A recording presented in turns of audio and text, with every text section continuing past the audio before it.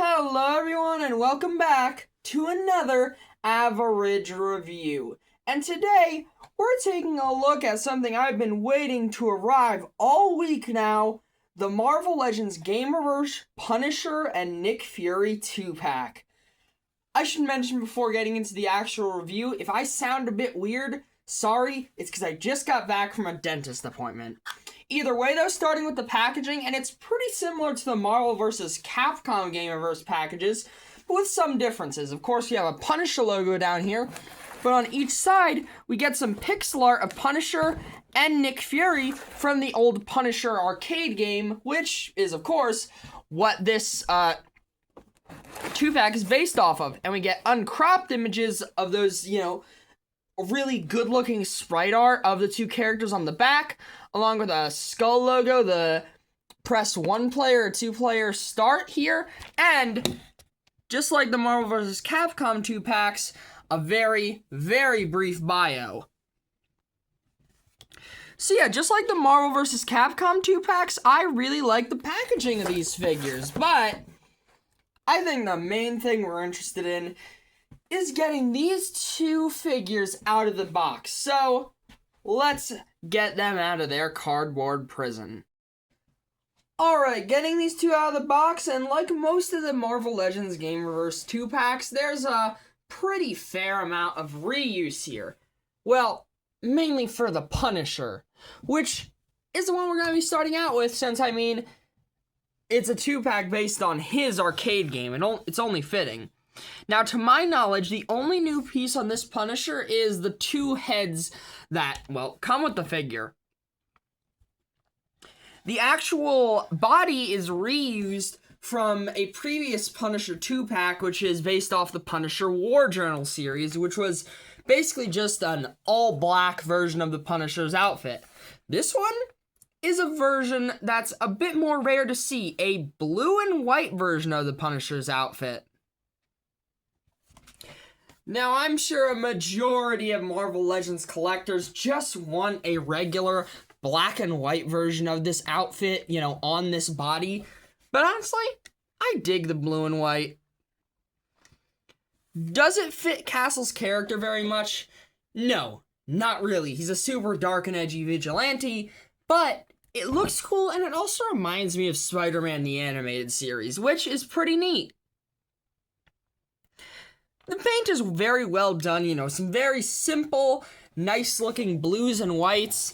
The teeth on the sort of mouth of the skull that's in the belt right there. The teeth are painted very well. The eyes and nose are well done, along with the entirety of the skull logo. And I love this head sculpt. It's probably one of the best Punisher head sculpts in the Marvel Legends line. Just look at how realistic it looks while still looking like the comic Frank Castle.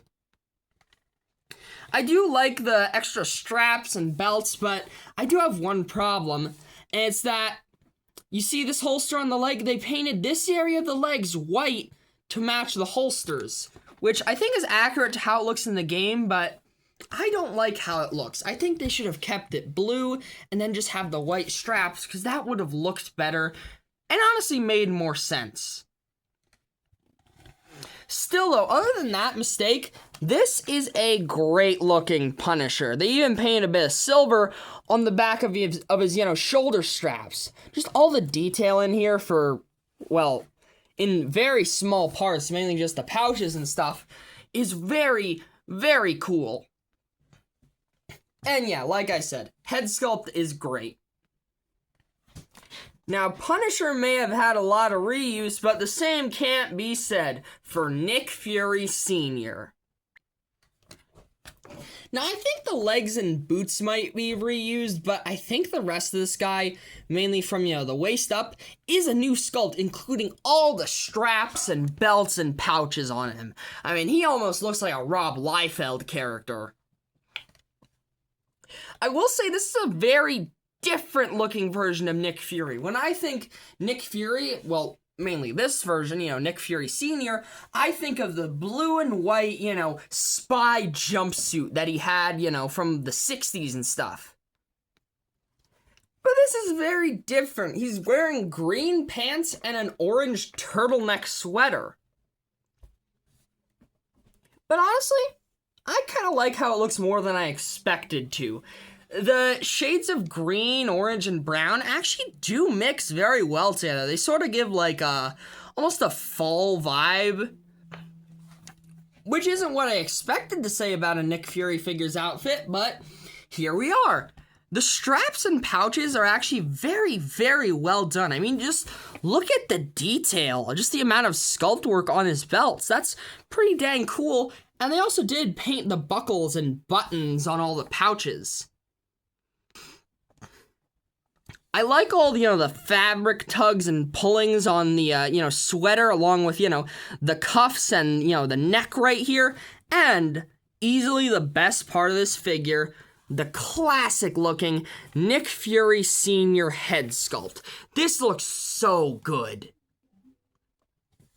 I mean, they have everything. The eye patch, the kind of snarl that definitely should have a cigar, but he can't because this is a mass market figure. And also all the bits of stubble and wrinkles everywhere, along with, the gray temples. It looks really good. Now, yeah, like I said, he doesn't come with a cigar, since this is a mass market figure that could get into the hands of kids, and you don't want a cigar,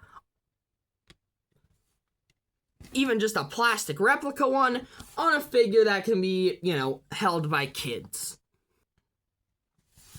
But one of the members of the Marvel Legends team actually gave advice to give this Fury a super easy to make cigar. Just take a toothpick, cut it, and paint it brown, and stick it in this spot of his mouth, and you got a pretty nifty looking cigar.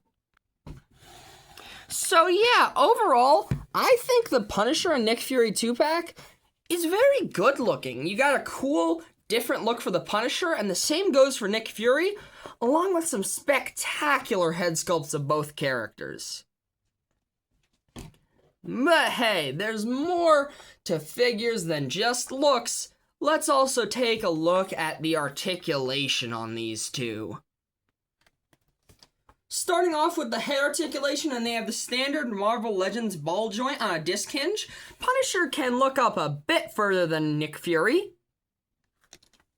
but Fury might be able to bury the chin a little bit better. They both also get to spin their heads all the way around, and Fury's head actually gets a little bit of tilt side to side. They both also have butterfly joints. Here's their arms resting perfectly normal. Here they are bending forward and bending back, with Frank clearly having the better bend back with the butterfly joints. They both also have Marvel Legends shoulders that can spin around and hinge upwards, with both getting above 90 degrees actually, but with Punisher getting up a bit higher than Fury. They both also have bicep swivel, which gets you swiveling all the way around. They both also have double jointed elbows, and both of them I'd say have a pretty equal bend. Fury might have the better bend in the elbows, but honestly, I can't tell. They're pretty much equivalent. They both also have Marvel Legends wrists that can spin all the way around and hinge up or down. Now, one of the biggest differences between these two figures is the way they handle the torso articulation.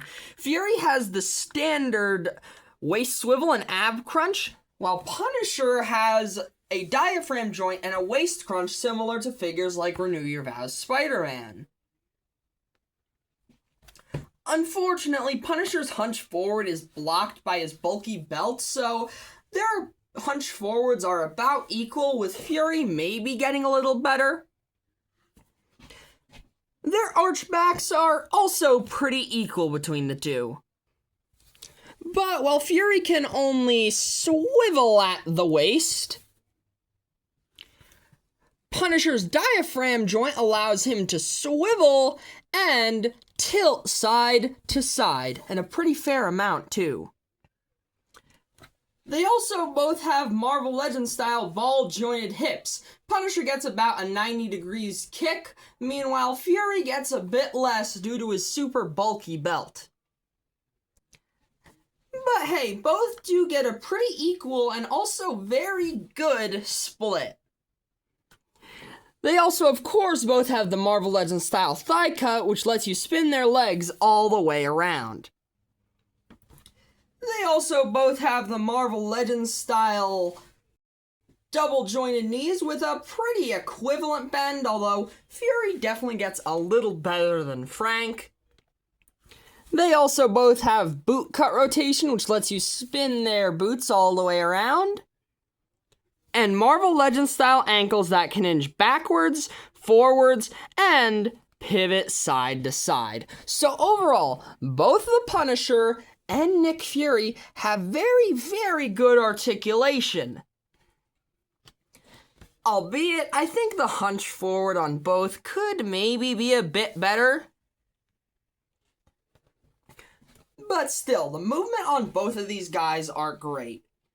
But let's also see how well they compare with other figures in the Marvel Legends line. Mainly some Gamerverse ones, though. Starting the figure comparisons off with, of course, the standard male and female comparisons, and also another 2-pack, we have the Renew Your Vows Spider-Man and Spinneret. And hey, let's also bring out Maximum Spider-Man, since he's pretty close to how Spidey looks in the Marvel vs. Capcom games, and also, many would easily consider him to be the new definitive Legends Spidey. For some figures actually part of the Gamerverse line, though, we have Wolverine, in case you want to recreate that one time that Punisher ran over Wolverine, with a steamroller. Yes, that is an actual thing that happened in the comics. For another black and white colored character who got changed to blue and white in a video game adaptation, though, we have the Marvel vs. Capcom version of Venom. And hey, speaking of that 2-pack, we also gotta bring out Captain America from that same 2-pack, since Cap has a pretty deep connection with both Frank and Nick Fury. Since Frank really idolizes Captain America, and Fury is a pretty dang common team-up for Cap. But I also wanted to bring out another Captain America related figure, being the Commander Rogers figure, so that we could actually do a head swap with Nick Fury to get a slightly more traditional looking Director of S.H.I.E.L.D. version. And wow, I gotta say, this looks spectacular. It's obviously not the exact classic Nick Fury look, but I feel like it's close enough to where you can make it work if you don't have something like that Agents of S.H.I.E.L.D. 3-pack that came with both Nick Fury Sr. and Jr. So yeah, I'm pretty happy with this swap, actually. But for another head swap, I wanted to bring out this older retro-carded Punisher to see what this head would look like on a black and white Punisher body. I also decided to put the retro head on the white and blue body, and I am surprised at how good both of these look. Granted, the retro-carded head is a little outdated, but I actually think these both look great. In fact, the retro-carded head with the bandana actually makes this look more like a Spider-Man the Animated Series Punisher. Speaking of older figures, though, I wanted to see how this Punisher would look with the cloth goods trench coat from the old Toy Biz Urban Legends Punisher. Unfortunately, it's a little too tight around the shoulders to actually go all the way up and, fully fit over the body, but it could make for an interesting look.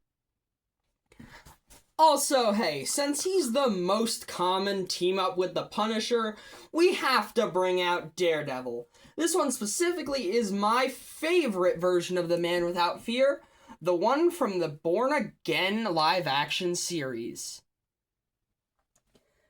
But hey, as is tradition, here's the Marvel Legends Punisher and Nick Fury 2-pack with Hit Monkey and Goliath.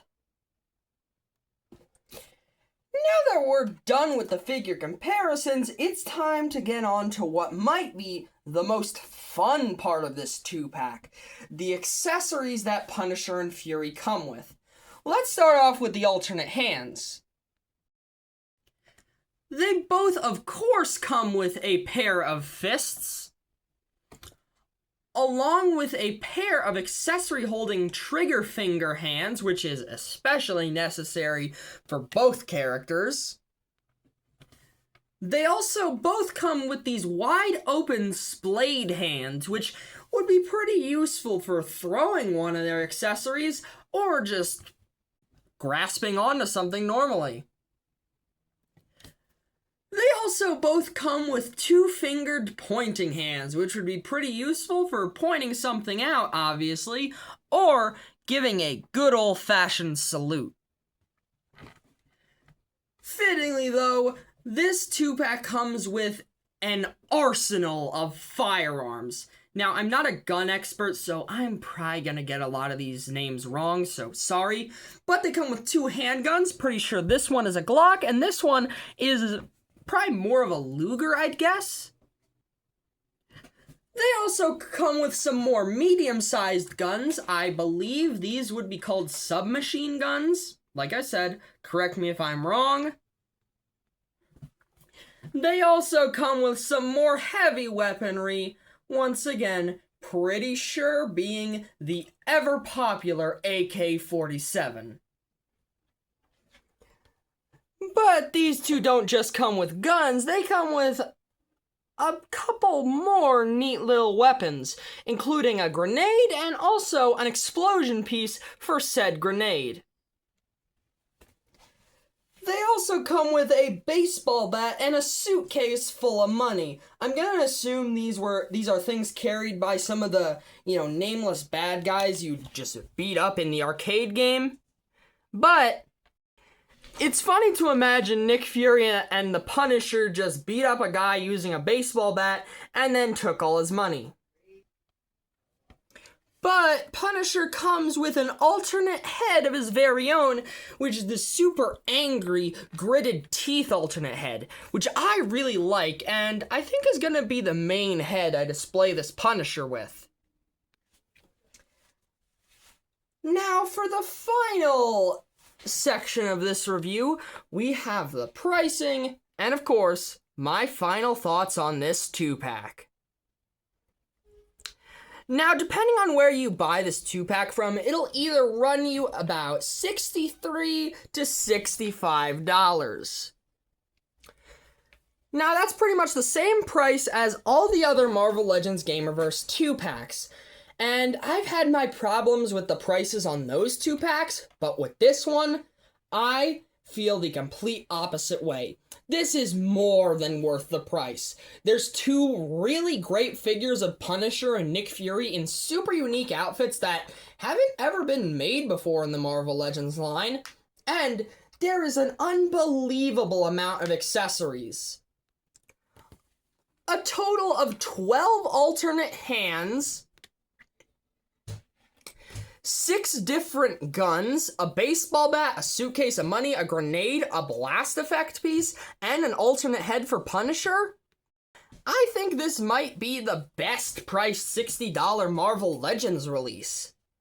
That's not even mentioning the great articulation and also paintwork on both of these figures.